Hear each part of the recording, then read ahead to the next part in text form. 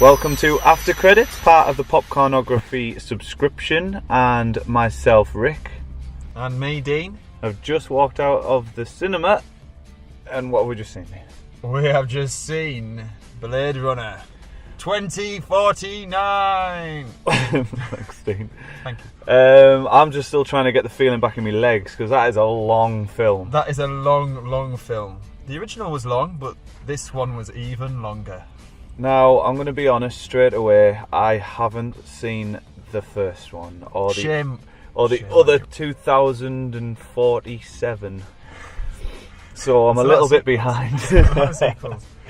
Now, I was going to watch it this week because I thought it'd be right, but then I did think, you know what, if I haven't seen it, I can genuinely say if you need to see the first one or not before seeing this. You watched the first one. I watched the first one again. Last time I watched it, I'll be honest, last time I watched it was years and years ago when I was a lot younger.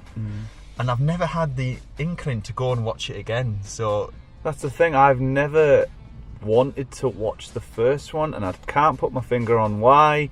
I know a lot of people love it.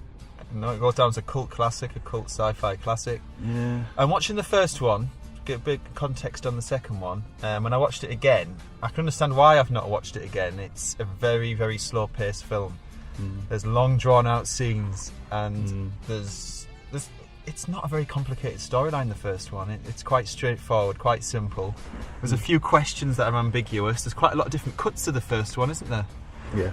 If you've read online, there's different endings. Yeah, different endings, different material. But yeah, it's been always a well-received film, but not a film I ever felt like going back and watching. So when I watched it, then yeah, it was slow-paced, but it was definitely worth watching before watching the sequel. Now, yeah, I don't have to have seen it, but it will add a lot to the film, I believe. There is numerous scenes which hark back to the original, which obviously go straight over my head.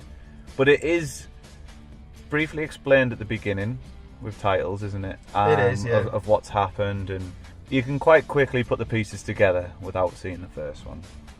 You can, yeah. Now, this one, it doesn't give away much in its explanation, like synopsis.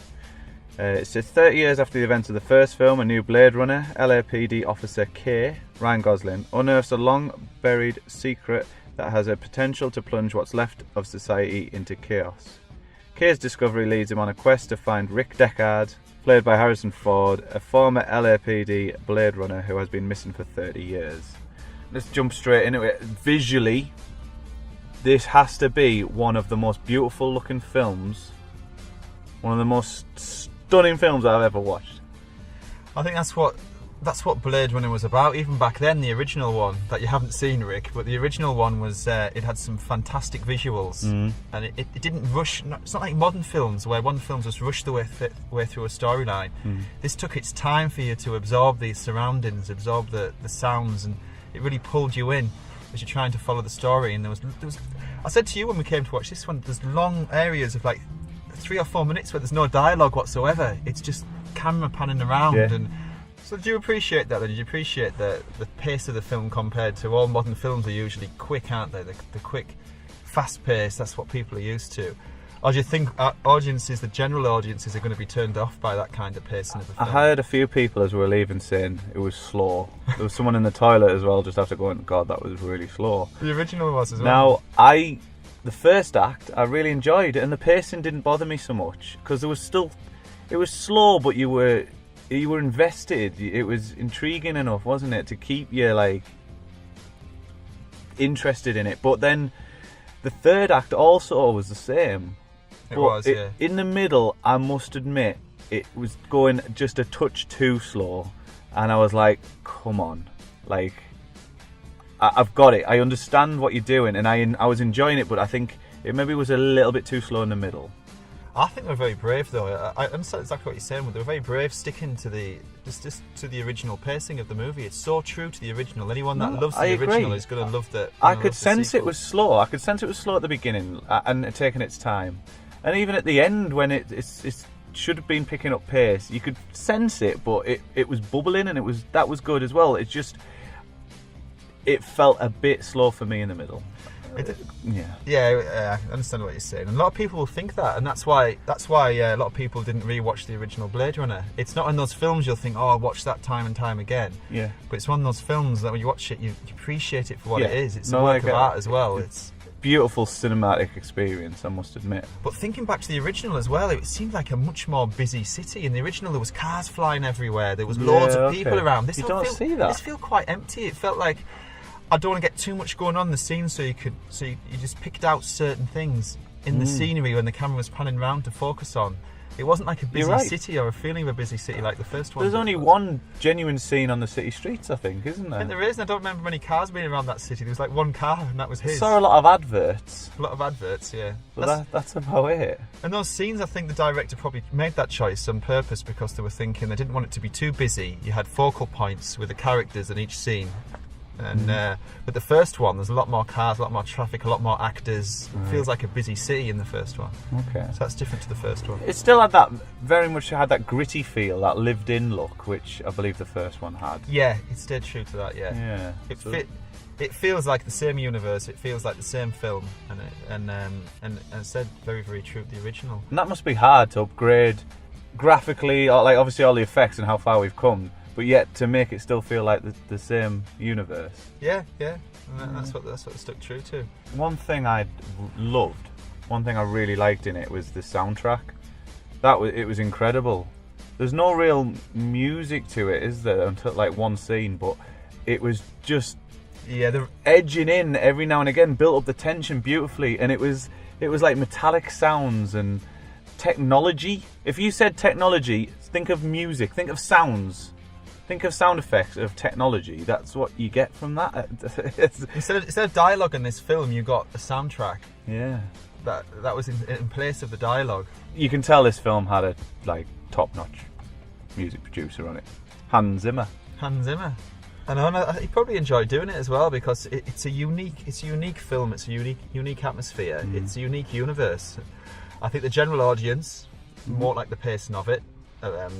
Bit like a lot of audience probably didn't like the pacing of the first one.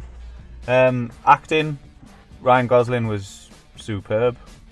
I still get that feeling from Harrison Ford that he's just there to cash in the checks. I mean, you know what? He wasn't actually all that bad in this. Not so much a spoiler, but he doesn't have a particularly large part in this film. He comes into it quite late on, and that did disappoint me a little bit.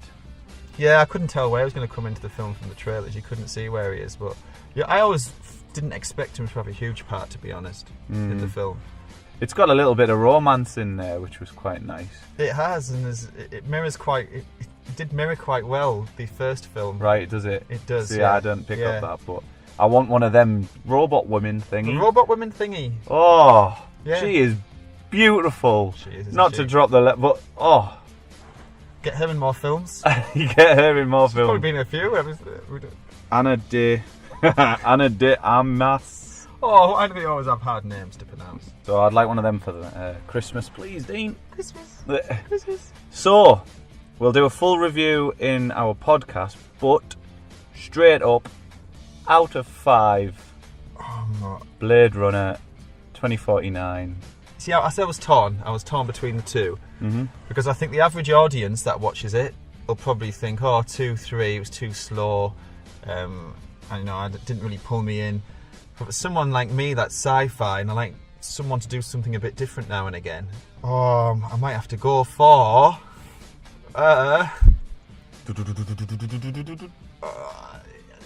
it's not quite 5. I'm going to give it a 4. 4. I'm going to give it a 4. If you're really into films and love them taking their time and building up tension slowly and really, the art direction, the camera shots. It's what you look for in a film. Personally, I'm going to give it a 4. Bit slow at times, but I have to stress, I'm not a fan of overly long movies, so it probably knocked it down. But the cinematography, the creativity of some of them, the way he blends the light and the colours, it's a beautiful, beautiful film. This is a film that film critics, film lovers will analyse, watch again, like you said, look at the work that's gone into it. But I think it's an amazing film. I think it's very brave to stick so true to the original as well. And they did a fantastic job. So yeah, deserves a 4 in my opinion. There we go. digest it a little bit more, and in our fortnightly podcast, we'll dive back in a little bit and see if our thoughts change at all. All right. Well, thanks very much for listening. If you enjoyed this, make sure you subscribe either to our podcast or our YouTube channel, and we'll be back again.